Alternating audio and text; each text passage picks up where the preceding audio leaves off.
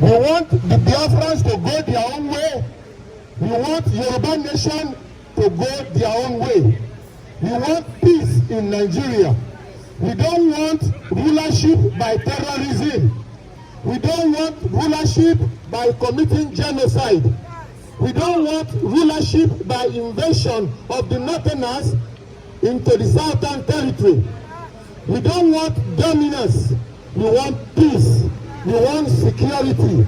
We detest kidnapping. We detest abduction.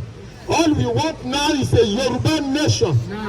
We don't want to be made refugee in another country anymore.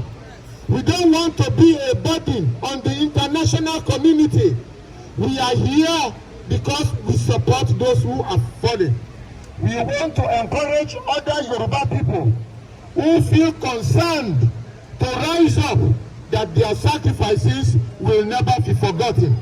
Yoruba nation! Now! Yoruba nation! Now! Yoruba nation!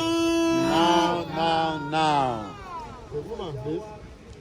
We're still live at the Trafalgar Square for the candlelight that is currently going on.